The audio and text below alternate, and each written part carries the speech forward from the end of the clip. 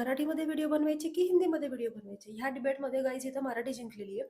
कारण मला अगोदर खूप जणांनी सजेस्ट केलं होतं, की तुला जर जास्त ऑडियन्सपर्यंत जर पोहोचायचं असेल, तर तू हिंदी ट्राय कर. म्हणजे हिंदीमध्ये व्हिडिओज बनव.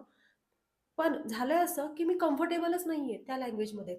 कारण माझ्याकडे शब्दसाठा इतका कमी आहे हिंदीचा, की मला पुढच्या वाक्याचा विचार करावा लागतो. म्हणजे अगोदरचं वाक्य बोलताना. तसं मराठीचं नाहीये.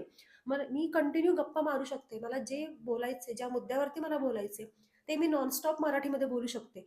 कारण भलेही माझं मदर लँग्वेज म्हणजे कन्नड आहे, पण माझं शिक्षण हे पूर्णतः मराठीमधून झालेलं आहे. तर मग मी का हिंदीमध्ये जाऊ? म्हणजे फक्त त्या लोकांसाठी ज्यांना मराठी समजत नाही, मी त्यांच्यासाठी एफर्ट्स टाकू. म्हणजे हे किती चुकीचं गणित आहे ना. तुमचा लॉस आहे, तुम्हाला येत नाही मराठी, मी काय करू? माझी का लँग्वेज मी चेंज करू आणि माझं कम्फर्ट झोन मी का सोडू? बरोबर ना? आता ज्यांना येत नाही मराठी, मी त्यांच्या लोकांसाठी मी हिंदीमध्ये बनवू का?